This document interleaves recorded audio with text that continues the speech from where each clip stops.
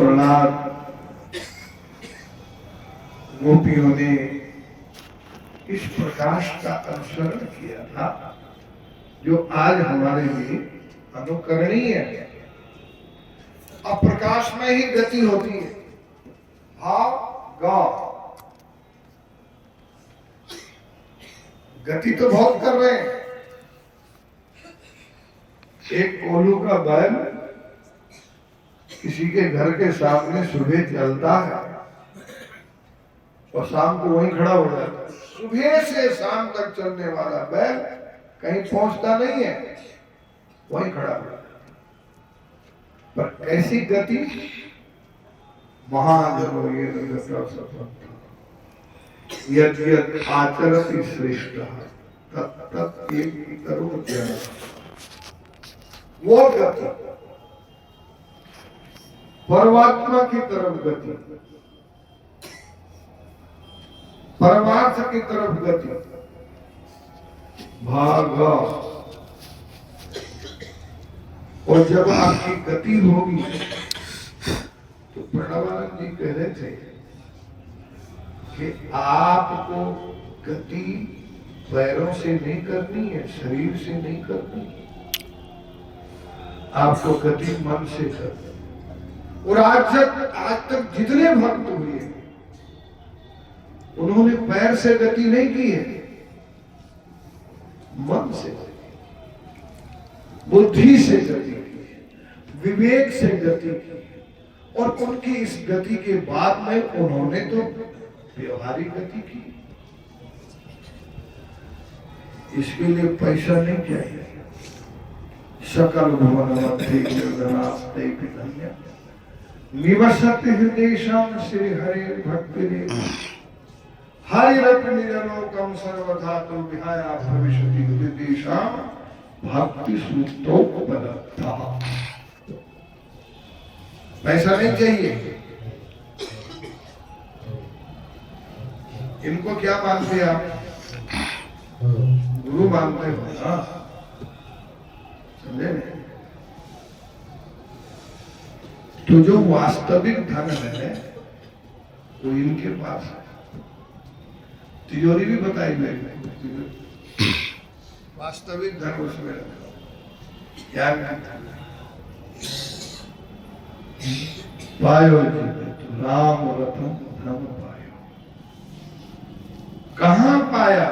अंबानी के यहाँ नहीं पाया, मुकेश के यहाँ नहीं पाया, टाटा बिरला अडानी के यहाँ नहीं पाया। वस्तु अमोल दीन प्रणवानंद, वस्तु अमोल दीन मेरे सदगुरु।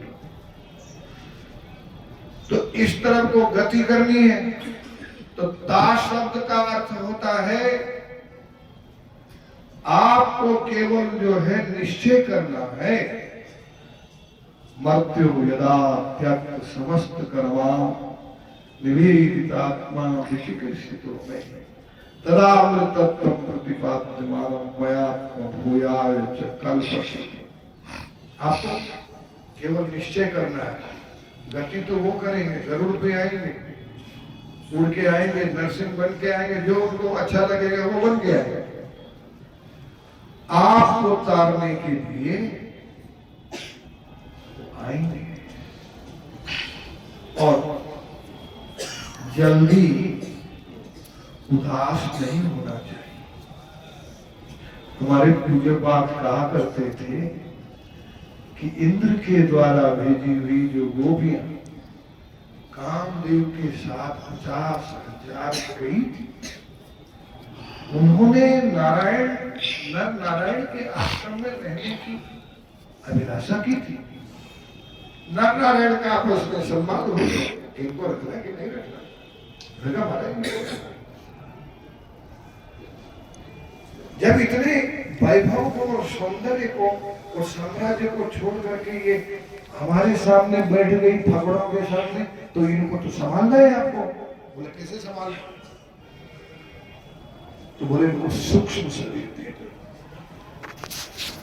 उधर राजस्थान में महाराज एक माता थी बाला सती, बिलाड़ा के पास जोधपुर के।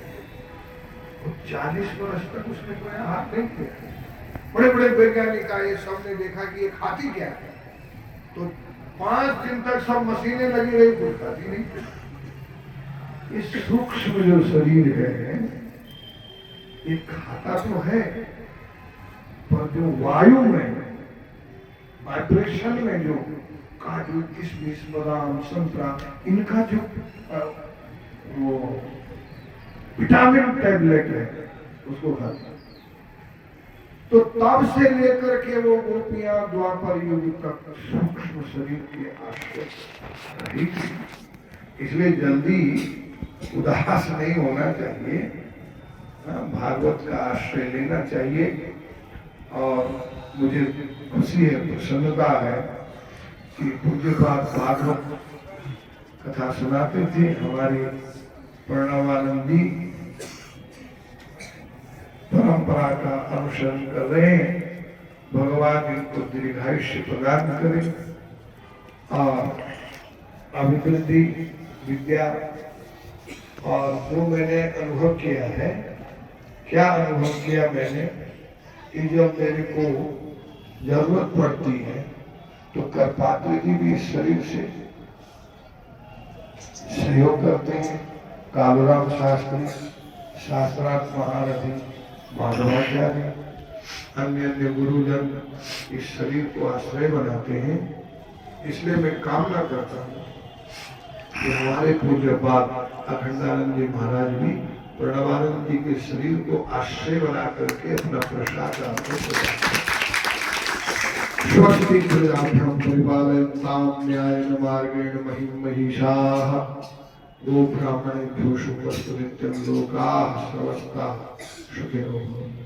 काले भसतु प्रजन्य पृथिवी शस्य श्यामला देशोऽयं क्षोभरहितो ब्राह्मणाः सन्तु निर्भयाः। ओम शांति शांति शांति।